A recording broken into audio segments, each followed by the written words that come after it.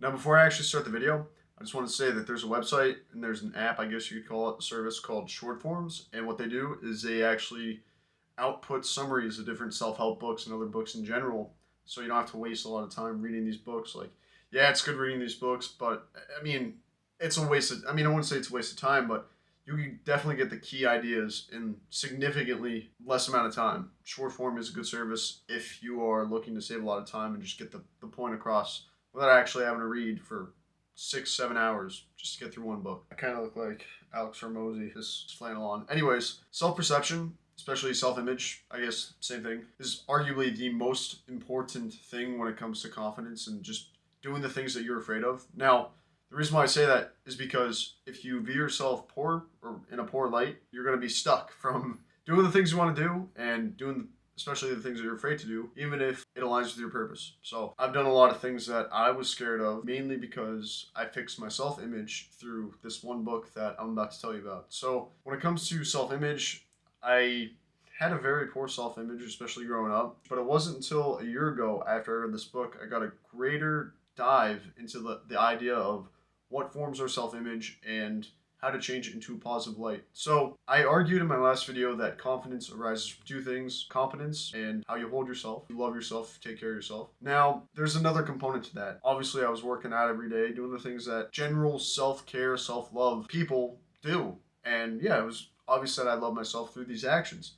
Now, when it came to the competence side of things, I was extremely competent in the sense of I was doing a lot of things that not a lot of people were capable of doing. I spent a year overseas, and I talk about this every video about my credentials, but if you want, go check out my other videos, check out my wellness Instagram. I'm not shameless plugging right now.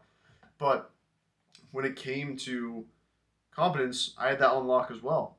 I was traveling the world, and now I work half the year, and I got a full ride to just one of the best colleges in the country. So I had those two unlock, but self-image was warped, mainly because of bullying when I was growing up. And I'm sure a lot of people have gone through that.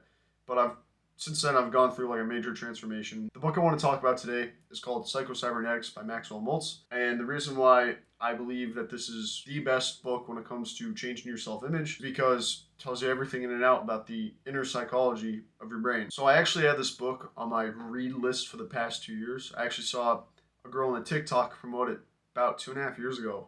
Wow, that's a long time. I saved the TikTok and I was like, okay, I'm going to read that book. And I never got around to reading it because I was in my degent stage. But a year later, fast forward, I was on a ship. And I think I was on a ship at the time when I discovered the book. I was on another ship a year later when I actually got around to reading it because you're in the middle of the ocean. There's no internet. I had all the time in the world. Not all the time in the world, but I had enough time to read it. And damn, it helped a lot. But it also helped create this sense of self-respect and forgiveness within myself, but just the bullies when they bullied me when I was younger. But the reason why I'm talking about this book today is because other notable self-improvement creators, such as Eamon Gotzi and a few others, talked about this book recently and came to my attention that not a lot of people actually knew about this book. And I know this is not going to do that well in views, but I'm here to talk about it today otherwise. So please sit back and enjoy 5 lessons that I've learned from this book that changed my life. So the author Maxwell Maltz talks about the significance of self-image and how it impacts your behavior and your emotions as well as self-respect. Plastic surgery, for example, back in the 50s, didn't necessarily have an effect on people's self-image. They thought, oh, my nose is too big, I'm just ugly. They got the nose surgery and that didn't do much for themselves. It was all self-image. I know that's a pretty poor way of explaining it, but hear me out. So when it comes to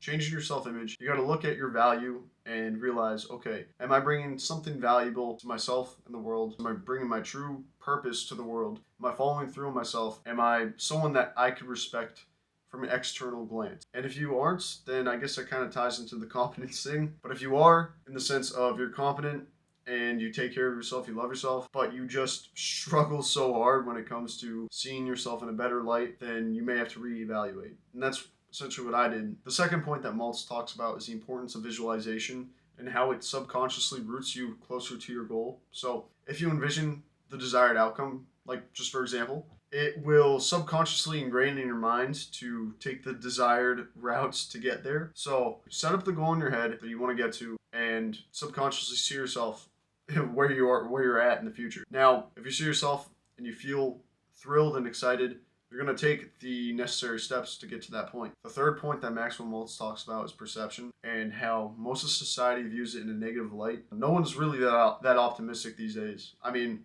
you could find it, but it's just hard to find. If you want to skew your perception to more of an optimistic outlook, you got to take the measurements to kind of shelter yourself away from any external biases that may warp your perception, such as the news, modern news outlets, and modern media. Just for example, they typically portray stories that will get a negative emotion out of you, essentially. So perception is powerful, so you got to perceive the world in like a half glass full mindset, and you'll just be happier all around. Especially just practice gratitude and be grateful. The fourth point that Maxwell Maltz talks about is the idea that you are responsible for your own decisions. So obviously, we live in a world that is also very victimizing. You look at people and they try to see who's the biggest victim. Now, that's a pretty crappy way to live.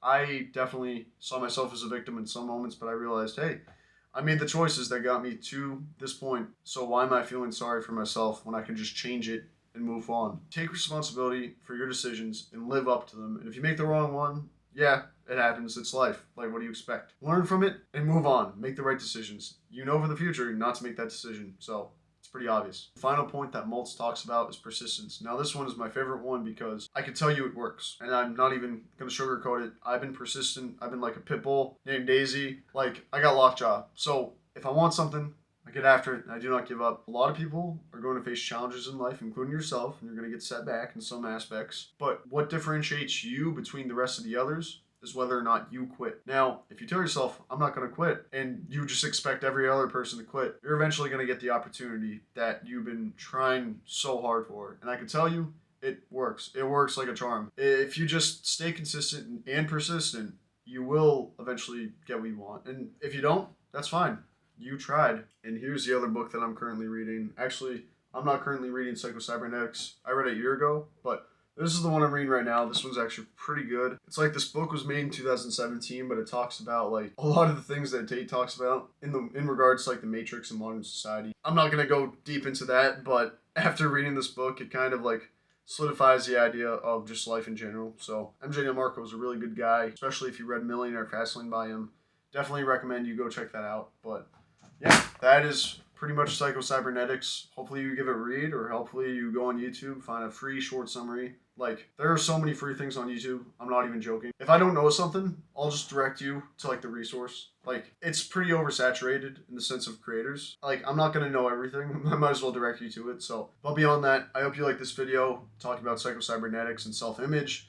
It is very important. If you know you are competent and you take the steps that you take to just love yourself and self-care and self-improve, but you are still struggling with a self-image that shows that you are confident and confident and you're succeeding, you're winning in life, then this book is important. But beyond that, my name is Stan. Thank you for watching. Appreciate your time and attention, and have a nice night.